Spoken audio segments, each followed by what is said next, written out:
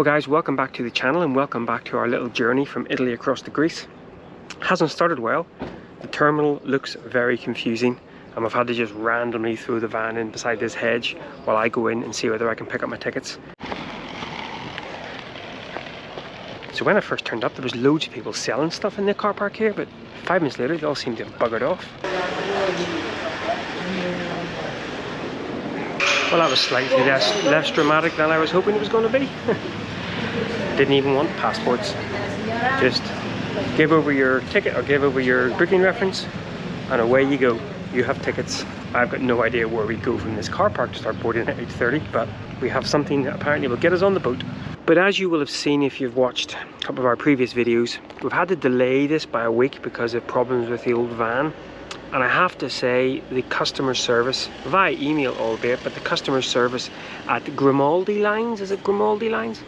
You know me, I'm terrible at remembering names, I'll put the name up below. But it's the Brindisi to it's the Brindisi to somewhere in Greece line. So it's the overnight ferry.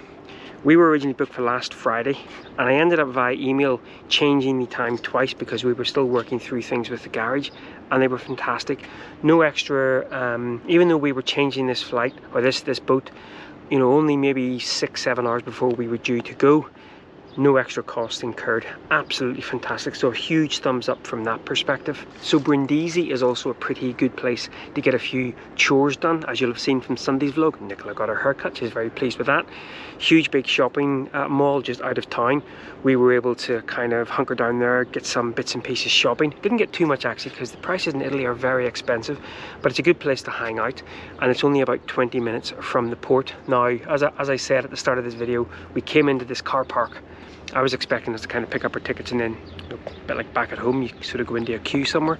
But we just kind of got into this car park and managed to squeeze ourselves in between a hedge and poof, another car, I think.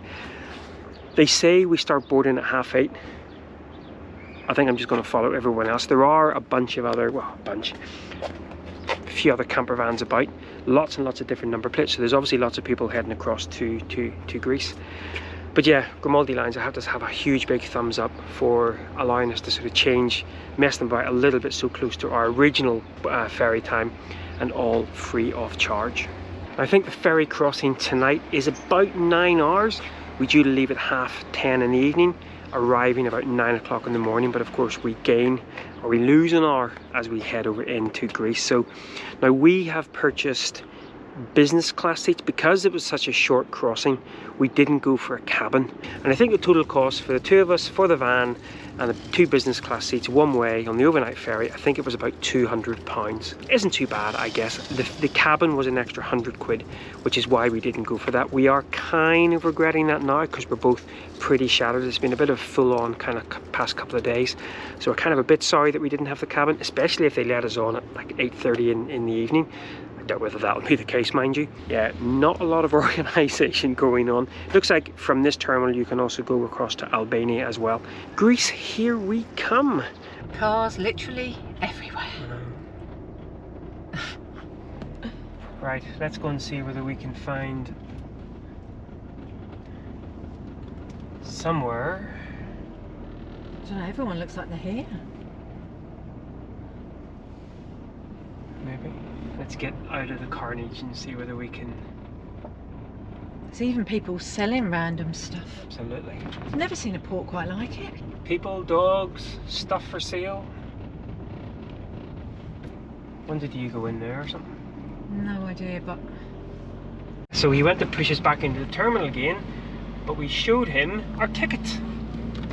So all good, I think, all good. Right. So I guess we'll now go down to the customs and follow all the people. Yeah, literally all the people. Ah. Oh, this is a slightly better terminal. We have lanes. Finally, we have lanes. Oh, hang on, we don't know which lane we've got to be in. Mind the barrier. This is more like what we're used to. Better. I was trying to phone my mum at the other bit and I was just having to watch out every window for cars coming from all directions and turning around and going down roads they shouldn't do. Very stressful.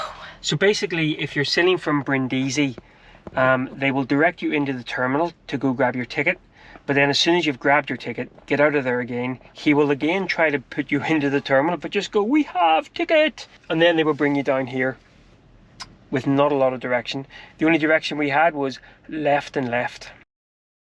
And the carnage continues. It was like one car went and everyone decided to just go for it. So we're now in the queue to get on the boat. Cars just coming from everywhere.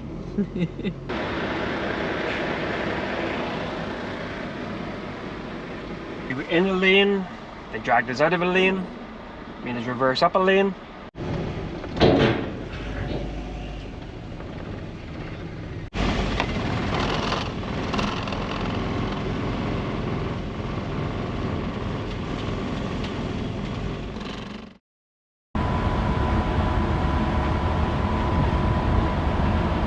Well, good morning guys.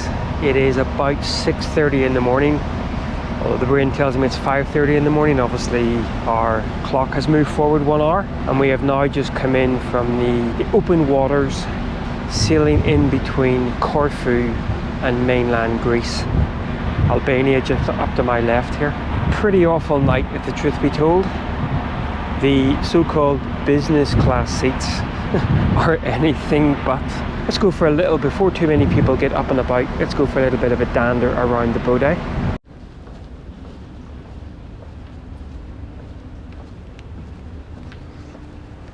Yeah, so our business class seats falling apart. But what was a little bit more concerning was, now I'm not sure exactly how much extra we paid for the privilege to kind of curl up in a ball on the business class seats. They didn't seem to be in their own kind of, locked away area. So any Tom, Dick or Stephanopoulos could have come and slept in business class. To be fair, a little bit like if you're in flying economy and you manage to get 2 or 3 seats together by yourself. Economy actually looked like the better bet. You could have actually stretched out across the sort of 3 or 4 seats. So would we pay for those again? Not quite sure. I got a couple of hours sleep. I don't think Nicola got too many more than that. She's still back recovering. We're on deck 8. Deck 9, there's a disco. And just in case you didn't believe me, it's a dancing bar. Yep, that was us, not last night. Complete with disco ball as well. I mean, I'm not sure how full the boat is, but one of the things we noticed last night was that there was plenty of space, plenty of seating, plenty of different areas to kind of come and chill out in. And it actually looks like it, maybe, I don't know whether it's had a recent refurb or not, but it's quite nice and clean. Looks like we have a bit of a video games room in here as well. Many a day getting beat by Nicola on one of those.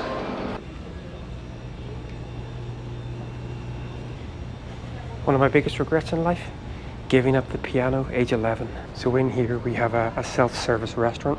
Certainly serving some decent food last night. We didn't have any, but it looked pretty cool.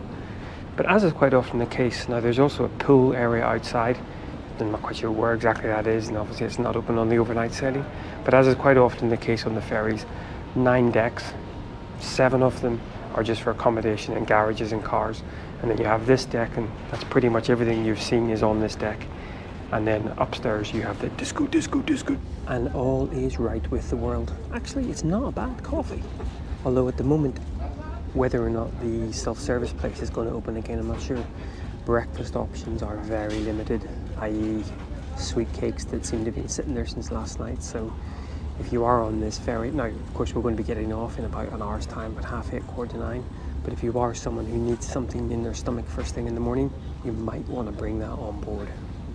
Just one thing as well, we didn't make use of this because obviously we were sailing overnight, but 10 hours of internet, their Wi-Fi, is €6, which I didn't think was too bad. Now, no idea what the speed would be like, but of course international data out in the sea, you don't want to be doing that. And especially, I actually did flick my iPhone on just for a moment, and I picked up an Albanian signal, which of course is outside the EU, so immediate charges if you're going to use anything there.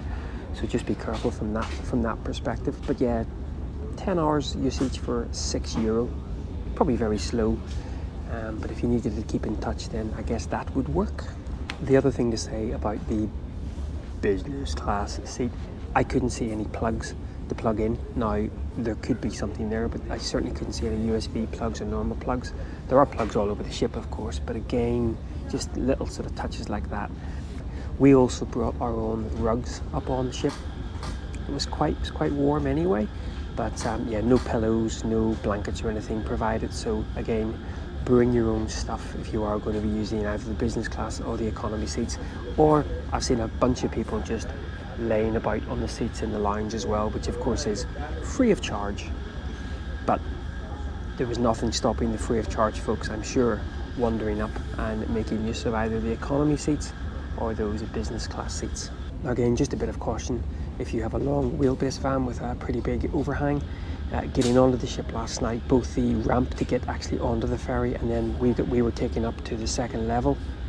Yeah, the van in front of us had a bit of an overhang with their bike rack, and it took a bit of a smashing. So again, just be aware of that. I think for most vans it should be okay, but a bit of an issue for the boy in front of us. Yeah, we were told again last night that boarding would commence at 8:30. Boarding actually commenced at 9:30, but the ship set sail on time. So I reckon they, as usual, they would say 8:30 just to make sure you're in the queue, but you probably won't get on till about 9:30 or so. But it's perfectly calm out there. I wish I could get some data because I'd love to know. I'm pretty sure over to my left here is mainland Greece, and say I think we're still passing down by Corfu. So overall opinions, I'll put the actual cost down below here. It's about 200 quid, 2 people, the van, and of course those wonderful business class seats. You know what? It's fine. It did the trick. The place looked clean and tidy, the coffee was nice. Can't comment on the food prices or quality, we didn't have any. Plenty of space on the boat. Looks like if the swimming pool and things and the jacuzzi was open and you were on a daytime sailing, it might be quite nice. But yeah, it was fine. Nice smooth sailing, on time arrival, a little bit chaotic at the port. I'm expecting it to be just as chaotic, if not more, disembarking here. But yeah, did the trick. A couple of hours sleep. Would I pay for the business class seats? Probably not. Would I pay for a cabin? Again, probably not, because you're only on there for 9 hours or so. And maybe if you really want to, if you value the quality of your sleep, then yeah, go for the business or go for the cabin. Nicola's probably going to completely disagree with that statement and say absolutely go for the cabin, because she really does need her sleep. I hope you have enjoyed this little sort of mini experience on board the something palace. I'm terrible with names. And with about, I'd say, half an hour to go until we dock, I guess it's welcome to Greece. And of course, once again, a huge thumbs up to the actual customer service, given the fact that we were able to change our ferry not once but twice, and no extra costs were actually incurred. Really good. Right, well, I shall leave you with a little bit of footage of us just kind of getting ourselves ready, disembarking. In fact, there we go, there's a little announcement. And I guess it's time to go and explore Greece. There you go. Get out of the cabin. Okay, so it looks like you probably could be in the cabin. That was the cabin announcement. 8:15, half an hour to go until we dock. So maybe you can stay in till half an hour before we dock. Right guys, well, once again, from the 100-day project and from a rather sunny Greece, we shall catch up tomorrow.